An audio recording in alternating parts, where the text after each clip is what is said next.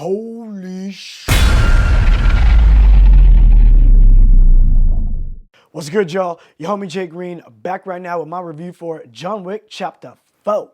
Now, if y'all had an opportunity to check out my John Wick franchise breakdown that I posted sometime last week, then you would know that this film was hella high on my anticipated list. And I'm happy to say, it didn't disappoint. Praise Allah! Now, I would say that this film picks up a period of time after the last film left off. John is pretty much healed up from all of his injuries. Right now, he's training underground with the Bowery King in the same way that Bruce Wayne was training in The Dark Knight Rises, as he's plotting and planning his murderous revenge. This movie gives us the return of some of our favorite characters. We got Winston, Sharon, played by the late, great Lance Reddick, and the Bowery King. And at the same time, introducing us to new legendary characters that live in this world, played by Bill Skarsgard, Hiroyuki Sanada, Rina Sawayama, Shamier Anderson, and the great Donnie Yen.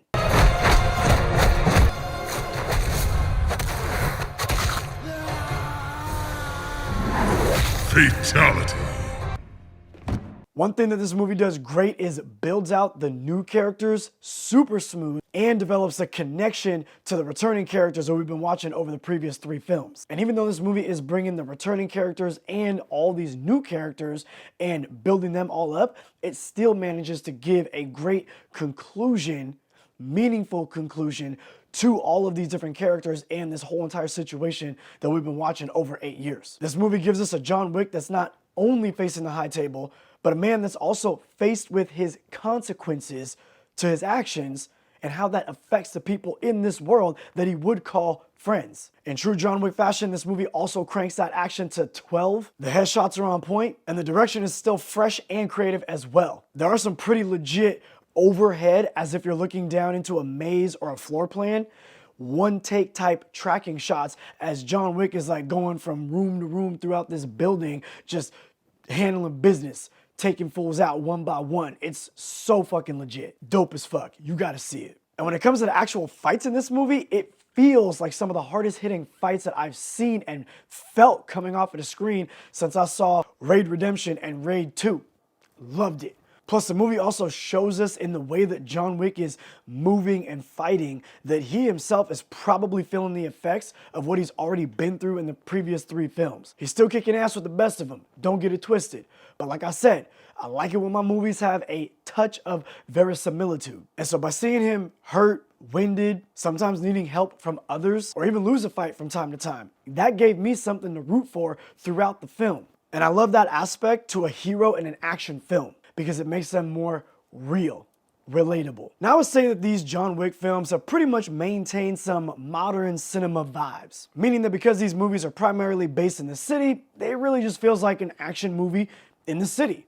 No different than this, or no different from that. They got their own look, they got their own swag, yes, but I'm just talking about the movie's vibes overall. And of course, they're gonna use the mythology of the Continental and this whole assassin world to make it feel deeper than rap and stand out amongst the average action film. What I thought was awesome that they did in this film was bring all that in, but also at the same time, give it some samurai and Western type vibes. I don't wanna give much away about the movie outside of what you've already seen in the trailer, but we know John is about to face someone in a duel of sorts from the high table. So that's your Western vibes right there. And you know we're coming up on some swords, ninja stars, and nunchucks. You've seen that in the trailer. There's your samurai swag right there. Effing loved it. Now, who would I say this movie is for? It's for true action fans. It's for fans of an underdog story, revenge tales, and fans of a franchise that knows how to start a saga and end it proper. I'm looking at you, Disney. It's also for people who have a strong bladder, because this movie's clocking in at about like 2 hours and 50 minutes. Damn! But I promise you, it flies by. I pretty much loved everything about this film. But if I had to nitpick on something, I would say that maybe because of the runtime, they possibly could have shaved off a few minutes here or there. I'm no editor, so I'm not really sure where I'd want them to take it from, but I'm certain they probably could have done it. Now, I wouldn't call this next one a nitpick, but I would say that some of y'all out there, be mindful, you might have a hard time, depending on who you are, going into this movie and being able to suspend disbelief that a man can fall out of a, well, okay, let's say get pushed All right, forget pushed. Jump out of a window a few stories up, land, and then walk off. Just because you rolled your ankle at a family picnic. Well, I'm gonna tell you like this. You ain't John Wick, player. And if you're the type of film fan that can't get down with something like that, don't even trip. It might be a little challenging to watch certain scenes in this film, so be aware. Now, before I let you go, hold up a minute. Before I let you go, I do want to say that I heard, rumor on the street was that they're supposed to be doing a ballerina spinoff, that spot that he went to in the last movie to get a little ticket so he can go see Halle Berry and do some things.